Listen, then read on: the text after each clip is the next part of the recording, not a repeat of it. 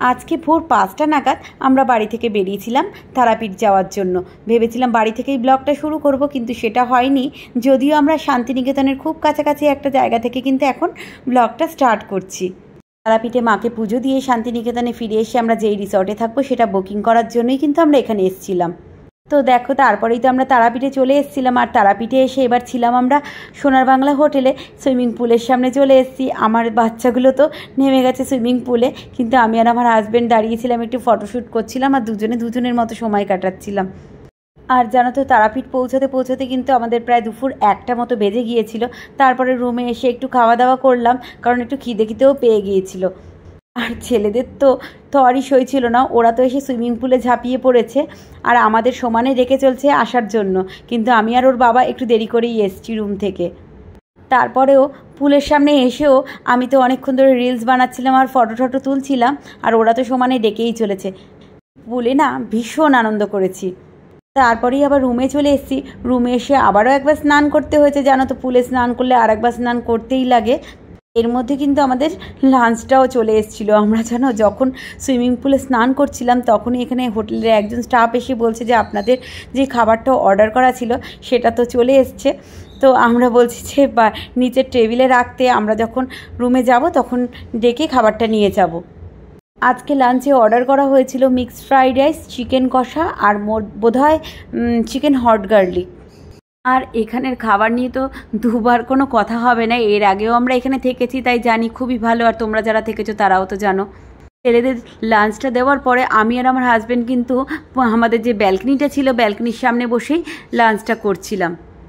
তারপরেই বিকেলবেলা চলে গেছিলাম মায়ের মন্দিরে মাকে একবার দর্শন করার জন্য, কিন্তু এত ভিড় ছিল মায়ের তো দর্শন হয়নি তখন।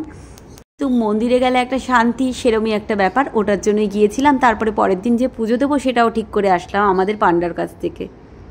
তারপরে চলে গিয়েছিলাম একটা চায়ের দোকানে চা খেতে, কারণ তারাপীঠে আসলে এই মাটির হাঁড়িতে এত সুন্দর করে চা বানায়, এটা না খেলে যেন মনটা শান্ত হয় না।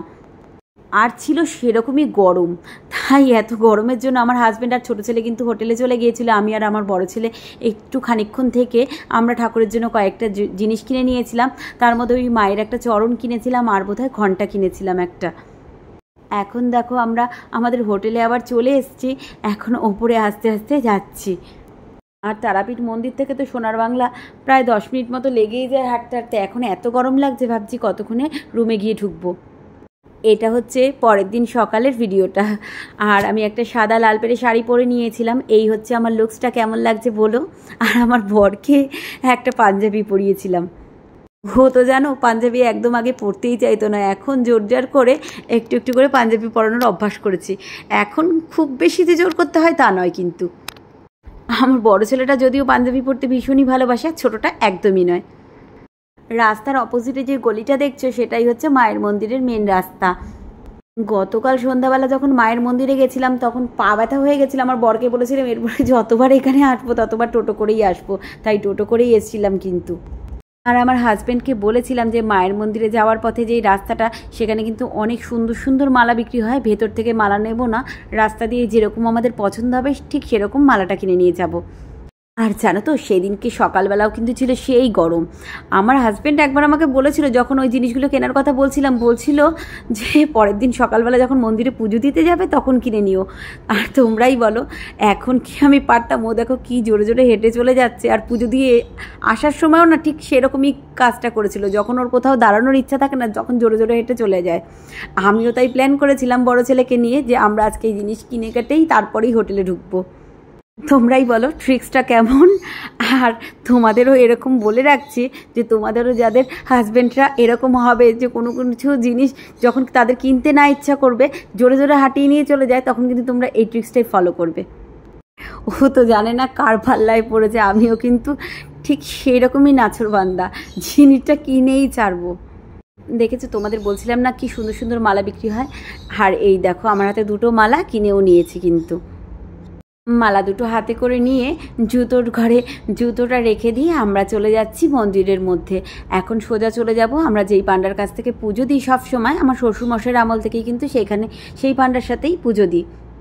আমরা প্রত্যেকবার ভিআইপি লাইনেই পুজো দিই, এইবারও কিন্তু তাই করেছিলাম। মন্দিরে ভীষণ ভিড় ছিল, মানে গতকাল সন্ধেবেলায় যা ভিড় ছিল আর আজকে যে সকালবেলা শনিবার সকালবেলা ভিড় থাকবে এটা তো স্বাভাবিক কথাই, কিন্তু আমরা কিন্তু 15 মিনিটের মধ্যেই জানো তো পুজো দিয়ে দিয়েছিলাম। তারপরে ওই দোকানে গিয়ে নাম আর গোত্র লিখে দিলাম। আমি আবার আমার হাজব্যান্ডকে বললাম মাকে একটা শাড়ি দেবো, শাড়িটাও নিয়ে নিয়েছিলাম ওই দাদার দোকান থেকে। তারপরে কিন্তু খুব সুন্দর করে মায়ের চরণে আলতা ঢেলে মায়ের চরণে প্রণাম করে মাথা ঠুকে খুব শান্তি করে পুজো দিয়েছিলাম জানো। আর পুজো দেওয়ার পরেই কিন্তু হনহন করতে করতে সবাই ব্রেকফাস্ট করতে একটা হোটেলে ঢুকে পড়েছিলাম। প্রত্যেকবার যদিও এরকমটাই হয়। তারপরেই সোনার বাংলা হোটেলে ঢুকে রুম চেক আউট করে সোজা চলে গেছিলাম শান্তিনিকেতনে। আর শান্তিনিকেতনে আমরা এবার ছিলাম রামশ্যাম ভিলেজ রিসর্টে এসে ব্যাগপত্র রেখে দিয়ে চলে এসেছিলাম সোনাঝুরি হাটে একটু ঘোরাঘুরি করতে। ফুচকা তো খেয়ে নিচ্ছিলাম দেখলেই, আর তারপরে কিন্তু আরও অনেক ঘোরাঘুরি করেছিলাম। তোমরা আবার ভেবো না কিন্তু ফুচকা খাওয়ার পরেই দুপুরের লাঞ্চ নিয়ে বসে গেছি, না না সেরমটা একদমই নয়। পরে আসলে আর ভিডিওটা করা হয়নি, তারপরে আবার দুপুরের লাঞ্চের সময় ভিডিওটা করেছিলাম। আসলে আমার মতো তোমরা আর কে কে আছো আমি ঠিক জানি না, কিন্তু আমি কিন্তু এরকমই যে জিনিসপত্র গয়নাগাটি দেখলে পরে মানে খুব দামি না হোক কমের মধ্যে হলেও সেটা না কিনলে একটু শান্তি হয় না। হয়তো আবার এরকমটাও হতে পারে বরের কাছে যেরকমটা আবদার করি সেরকমটাই হয়, হাতের সামনে এনে দেওয়ার চেষ্টা করে, হয়তো তাই আমিও আবদার করতে থাকি। আর দেখো আমার হাজবেন্ড 2 ছেলে সব শুদ্ধ কিন্তু ঘুরে ঘুরে হাটের মধ্যে প্রচুর প্রচুর জিনিস মার্কেটিং করেছিলাম। এত গরম ছিল তো, আর দেখবে বেশিরভাগ হাটে কিন্তু সব মেয়েদের শাড়ি জামা কাপড় গয়না এইসবই পাওয়া যায়, ছেলেরা আর কি কেনার আছে তাই না বলো। তাই আমার হাজব্যান্ডকে বলছিলাম তুমি আর ছোট ছেলে দুজনে রুমে চলে যাও, আমি আর বড় ছেলে ঘুরে ঘুরে যা যা কেনাকাটি করার আছে সেটা করি। কিন্তু আমার হাজব্যান্ড বললো না সবাই মিলে একসাথেই ঘুরবো, আর যা যা কেনার আছে তুমি কিনে নাও। আর এত গলা শুকিয়ে যাচ্ছিল আমার, ছেলে দুটো আবার ওই রাবড়ি খেতে দাঁড়িয়েই পড়েছিল। আমরাও বোধহয় কিছু খেয়েছিলাম, অনেকদিন পরেই ভয়েসটা দিচ্ছি মনে নেই ঠিক। তারপরেই তো আবার রিসর্টে ফিরে একটা বড় সড়ো 4 জনে মিলে ঘুম দিয়ে দিয়েছিলাম। আর এটা তো সেদিন সন্ধ্যাবেলার ভিডিওটা। বাউলরা তো প্রত্যেকটা রিসর্টের সামনেই এরকমভাবে গান করে, যার যেটা শোনার আছে বললে পরে সেই গানটা করে দেয়। ভীষণ ভালো লাগে জানো তো শুনতে, একটা অন্যরকম পরিবেশই তৈরি হয়। আমরাও গান শুনছিলাম আর ভীষণ আনন্দ করছিলাম আর নেচেছিলামও জানো। কিন্তু তারপর কিন্তু ভীষণ টায়ার্ডও লাগছিল। সেই সকাল থেকে এক শাড়ি পরে রয়েছি সেই মায়ের মন্দিরে, সকালবেলা স্নান করে যে শাড়িটা পরেছি সেই শাড়ি পরেই মন্দিরে পুজো দিয়ে সারাদিনটা কাটিয়েছি হাটে ঘুরে ঘুরে। আর তখন ভাবছিলাম কখন একটু রুমে গিয়ে ফ্রেশ হয়ে একটু রেস্ট নেব, কিন্তু কোথাও ঘুরতে গেলে দেখবে সেটা কিন্তু একদমই হয় না। সকালবেলা মেকআপ চাপিয়ে সারাদিন ওই মেকআপ নিয়ে ঘুরে ঘুরে বেড়ানো। আমাদের জানো তো শান্তিনিকেতনটা এত ভালো লাগে, আমরা কিন্তু প্রত্যেক বছরই 2-1 বার শান্তিনিকেতনে আসি। শান্তিনিকেতনের নামটা যেরকম সেরকম কিন্তু কাজেরও। শান্তিনিকেতনে যেন একটা অন্য রকমই শান্তি আছে। রুমে চলে এসে চা আর একটু স্ন্যাক্স অর্ডার করে দিয়েছিলাম, আর ড্রেসটা আগে চেঞ্জ করে নিয়েছি। আর স্ন্যাক্সে ছিল হচ্ছে পেঁয়াজি আর ফ্রেঞ্চ ফ্রাই। চা খাচ্ছিলাম, বর আর ছেলেদের সাথে আড্ডা মারছিলাম, গল্প করছিলাম, তার মধ্যে আবার বাপের বাড়িতে ফোন করছিলাম, শাশুড়ি মায়েরও খবর নিলাম ফোন করে। মা যেহেতু বাড়িতে একা একাই ছিল, বিজনেসের জন্য সবসময় জানো তো মাকে নিয়ে আসাও যায় না। তারপরেই ডিনার করতে চলে গিয়েছিলাম। আমরা এবার রামশ্যাম ভিলেজ রিসর্টে ছিলাম। প্রত্যেকবার যদিও আমরা এখানেই থাকি, কোনো সময় যদি রুম না পাই তবে অন্য কোথাও ট্রাই করি। আর সেখানেরই রেস্টুরেন্ট আছে, খাবার ভীষণ ভালো, ওখানেই সবসময় খাই। আজকে রাতে ডিনারেও ছিল মিক্সড ফ্রাইড রাইস আর হট গার্লিক চিকেন। তারপরেই চলে গিয়েছিলাম ডিনার করতে। আজকে রাতে ডিনারেও ছিল মিক্সড ফ্রাইড রাইস আর চিকেন হট গার্লিক, আর একটা চিকেনের আইটেম ছিল, নামটা ঠিক এখন আমার মনে পড়ছে না। আমি আর আমার 2 ছেলে চাইনিজটা কিন্তু ভীষণ ভালো খাই, তাই এই খাবারটাই বেশি বেশি অর্ডার করা হয় সব সময়। এখন ঘড়িতে কটা বাজে বলো তো? রাত্রি 10টা মতো। আর আমরা কিন্তু 10টার সময় ডিনার করে নিচ্ছিলাম। আমরা বাড়িতে কিন্তু এত তাড়াতাড়ি ডিনার করি না, যেহেতু আমার হাজব্যান্ড বিজনেস করে তাই। আর তোমরা জেনে থাকবে যারা বিজনেসের বাড়িতে কিন্তু কখনোই এত তাড়াতাড়ি ডিনার করা হয় না। আর এটা হচ্ছে তার পরের দিন সকালের ভিডিও। আমাদের ব্রেকফাস্টটা রুমেই নিয়ে নিয়েছিলাম। আমার বড় ছেলে খেয়েছিল লুচি আর ছোলার ডাল, আমি ছোট ছেলে আর আমার হাজব্যান্ড নিয়েছিলাম টোস্ট। সকালবেলা একটু দেরি করেই ঘুম থেকে উঠেছি, এখানে কোনো কাজকর্ম নেই, আসলে ঘুরতে এলে যেমনটা হয় আর কি। আর 2 দিন ধরে তো ভীষণ জার্নিং হচ্ছে।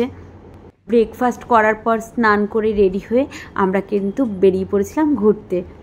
আর এটা দেখো, এটা হচ্ছে রিসর্টের পেছনটা, ভীষণ সুন্দর। রিসর্টটা আগেও ভীষণ সুন্দর ছিল, আর এখন যেহেতু রিসর্টটা অনেক বড় করছে, পেছনে জানো তো ডাক পন্ড আছে একটা, আর ভীষণ সুন্দর। মানে তোমরা যদি না আসো না, তোমাদের বলে বোঝানো যাবে না, একটা পুরো গ্রাম্য পরিবেশ। তোমাদের যেই ডাক পন্ডটার কথা বলছিলাম, এই দেখো হাঁসগুলো কি সুন্দর ভেসে বেড়াচ্ছে জলের মধ্যে। আবার ওদের না একটা ছোট্ট ঘর আছে, ওই ঘরের মধ্যে সন্ধ্যাবেলা ওদের ঢুকিয়ে দেয়। আর চারিদিকে যেদিকেই তাকাবে ধুধু মাঠ, আর এত রৌদ্রু, একটা বড় গাছ নেই, ভীষণ গরম লাগছিল। তারপরেই আমরা চলে গেছিলাম হাটে একটু ঘোরাঘুরি করে আবার দুপুরে লাঞ্চ করতে চলে এসেছিলাম ওখানকার রেস্টুরেন্টে। আর ওদের ওখানকার রেস্টুরেন্টে যেন খাওয়ার প্রথম পাতেই ওদের নিজেদের তৈরি করা গাওয়া ঘি দেয়, ভীষণ টেস্টি ঘিটা। আমাদের কলকাতায় কিন্তু আমি এত সুন্দর ঘি কখনো খাইনি। আর খাওয়ার কোয়ালিটি তো ভীষণই সুন্দর, কাঁসার থালায় সব কিছু পরিবেশন করে, আর ছোট্ট ছোট্ট কাঁসার বাটিতে সব তরকারিগুলো দেয়।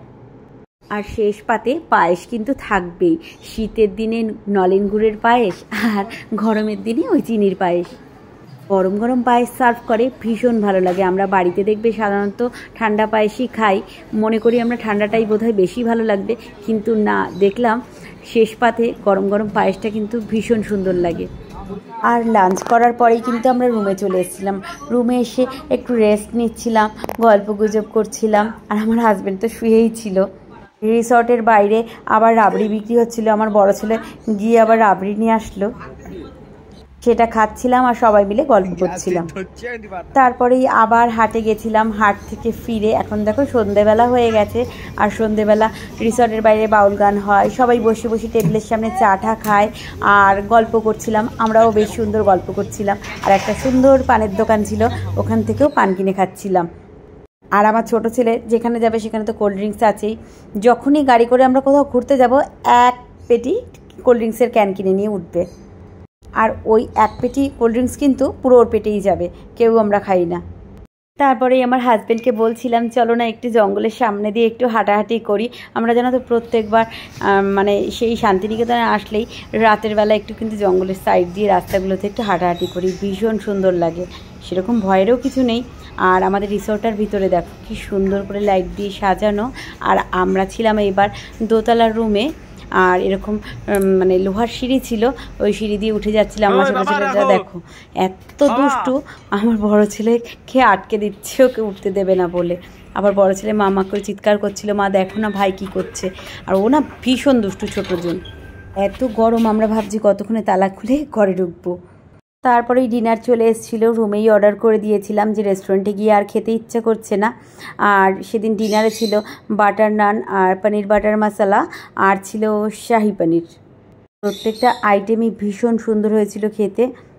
আবার কে সার্ভ করছে বলো তো, তার জন্য তো খাবারগুলো বোধহয় আরও সুন্দর সুন্দর লাগছিল, বেশি সুন্দর লাগছিল খেতে। ও সরি, দেখো চিকেন বাটার মশলা ছিল, আমি তো নিজেই ভুলে গিয়েছি। একটা চিকেন বাটার মশলা ছিল আর হচ্ছে পনির ছিল। এখন ডিনারটা সেরে ভাবছি কতক্ষণে একটু রেস্ট নেবো, একটু ঘুমাবো। সারাদিনে এত উল্টোপাল্টা খাওয়া হয়েছিল, মানে খেতেও ইচ্ছা করছিল না, কিন্তু না খেলে একটু ঘুম আসবে না, ওই জন্য খেতেই হচ্ছিল। আর এটা হচ্ছে তার পরের দিন সকালবেলার ভিডিও, মানে আমরা এখন বাড়িতে চলে আসবো। হোটেলের যে ব্যালেন্স পেমেন্টটা করার বাকি ছিল সেটাও করা হয়ে গেছে। হাটে কয়েকটা জিনিস কেনার বাকি ছিল, বলেছিলাম আমার হাজব্যান্ডকে পরের দিন সকালে যাবার সময় কিনে নিয়ে যাব, আর সেটা দেখো কিনতে চলে এসেছি। এখান থেকে একটা টেবিল নিয়েছিলাম, ওই গোল টেবিলটা দেখছো, ওরকমই একটা গোল টেবিল নিয়েছিলাম। আর আমি আর আমার হাজব্যান্ড যেই দুটো, মানে আমার হাজব্যান্ড যে শার্টটা পরেছে আর আমি যেই ওয়ান পিসটা পরেছি, এটাও কিন্তু শান্তিনিকেতন থেকেই কিনেছিলাম। আমার হাজব্যান্ডের এত ড্রেসটা পছন্দ হয়েছে, আমাকে যেটা কিনে দিয়েছিল এরকম 2-3টে নিয়েছি, সেটা তাই জন্য বলছিল যে তুমি এটা পরেই বাড়িতে যাবে।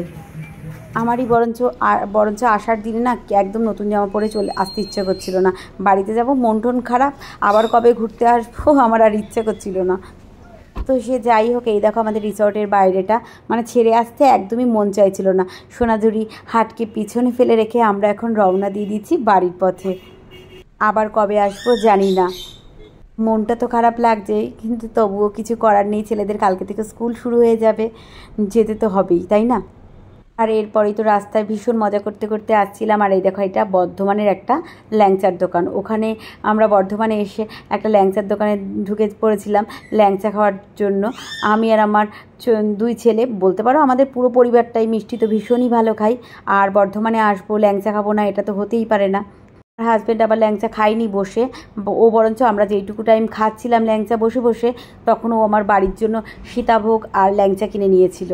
ছোটো ছেলেটা আবার ল্যাংচা খেয়ে বেরিয়েই বাবাকে দেখো দেখাচ্ছে এই আইসক্রিমটা খাবে। ও আবার আইসক্রিম নিয়ে নিয়েছিল গাড়িতে যেতে যেতে খাওয়ার জন্য। আর আরেকটা কথা, মিষ্টির দোকানের রিসেপশনটা এত ভালো, কি বলবো তোমাদের। আমার যদিও মিষ্টির দোকানের নামটা ঠিক মনে পড়ছে না, ওই যে ওই লোকটার হাতে মিষ্টি প্যাকেটগুলো দেখছিল, ওগুলো কিন্তু আমরাই কিনেছিলাম।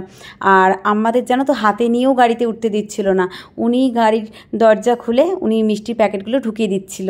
মানে ভীষণ ভালো, সেটা আমি আর এক কথায় বলে প্রকাশ করতে পারবো না।